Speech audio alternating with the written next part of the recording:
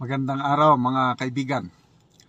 Pag-usapan natin ngayon ang panawagan ng ibang sectors of society o tao, grupo ng mga tao na dapat daw mag-resign na lang si VP Sara Duterte para makaiwas paggastos ng pera ng taong bayan sa impeachment trial. Okay? So, merong post ng Radyo Pilipinas, government radio station ito, at may pahayag si Congressman Ace Barbers tungkol itong panawagan na dapat mag-resign si VP Sara dahil sayang-sayang lang daw ang gastos sa gobyerno o kaban ng bayan sa impeachment. So ako nabigla ako pagbasa ko itong post ng Radyo Pilipinas na ano ba yan? Nananawa. Ang una kong na tanggap na message, I think 2 days ago, isa kong subscriber, isang pro Duterte, taga Mindanao, sabi niya, "Sir, di ba mas maganda? Pwede ba mag-resign si VP Sara para siguradong makatakbo siya sa 2028? Ganon ang kanyang tanong. Kasi ang concern niya is baka kung ma-convict si VP Sara sa impeachment, matanggal siya, hindi na siya makatakbo sa 2028. Kaya naisip nitong aking subscriber, baka pwedeng mag-resign na lang, sir, para sigurado makatakbo siya sa 2028.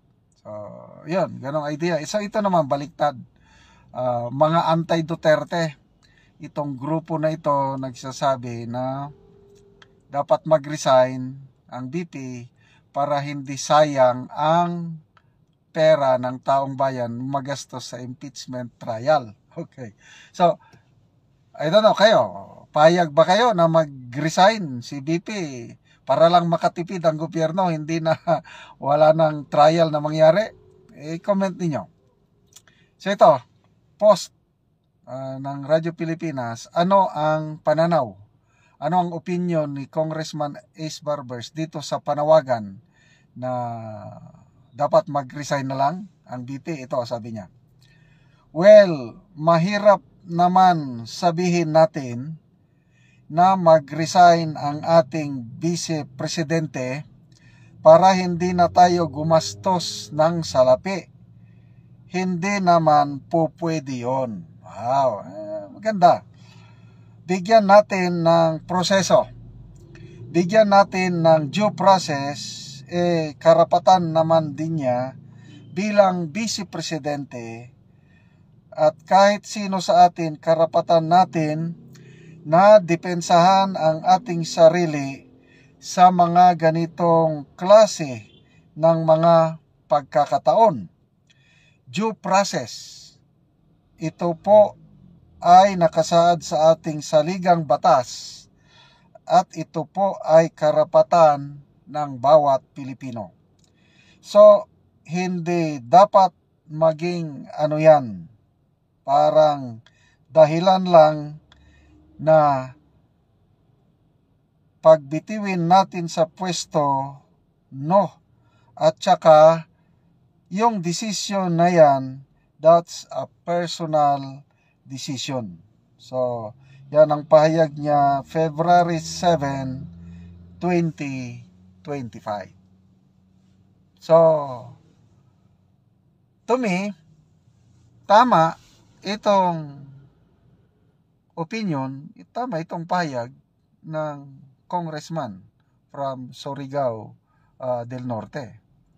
Hindi pwede. Ang tanong ko lang is, sino kaya, kasi hindi nakalagay dito sa post, sino yung nagmungkahi o anong grupo yung nagmungkahi na mag-resign si VP Sara? Ano sa tingin nyo? Opinion ko lang ito yung mga tao na yung matindi ang galit nila kay VP Sara.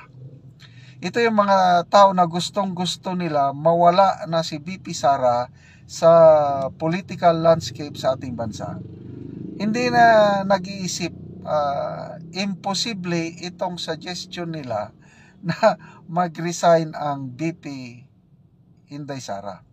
Doon nga sa subscriber ko na nagtanong kung pwede ba mag-resign na lang si VP Sara para sure hindi siya ma-disqualify from running sa 2028. Ang sagot ko sa kanya is, palagay ko hindi magre-resign si VP Sara eh.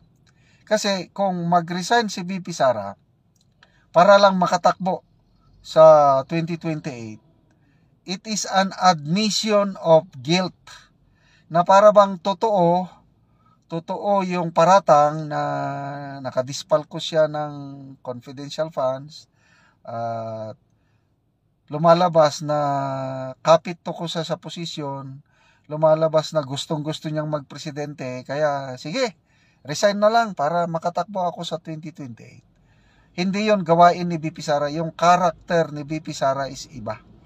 Ang kay VP Sara, nakikita ko, she's a woman of principle. Kahit matanggal siya bilang vice presidente, yung makonvict siya sa trial, okay lang sa kanya. Kaya nga, doon sa kanyang press conference, patawa-tawa lang siya eh, very cool. Parang baliwala sa kanya yung impeachment. Sabi niya, mas masakit pa yung maiwanan ng jowa kaysa itong ma-impeach. Ganun lang siya. So, hindi siya kapit toko sa posisyon. Ang kanya, yung kanyang prinsipyo. Kaya, never po na magre-resign ang ating VP Sara. Either, ito, para makatipid daw ang gobyerno, para hindi na mag-impeachment trial, or para siguradong makatakbo siya by 2028, resign na lang, parang playing safe.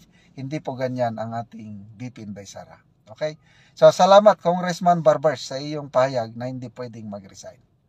Okay mga kaibigan, salamat po sa inyong palaging panunood sa ating channel. Namo-monetize tayo dahil sa inyo at ang ating sweldo sa YouTube channel natin, itinutulong natin sa Talaandig Tribe sa Bukidnon. Namimigay tayo ng libreng pako at yero para makapagpatayo itong members ng tribo ng bagong bahay or ma-repair nila ang kanilang sira-sirang bahay. Namimigay din tayo ng livelihood assistance, nagpapatanim tayo ng lakatan na saging, libre ang seedlings, libre lahat ang abono, yung tinuturoan natin sila paano ang tamang pag-alaga ng lakatan, hanggang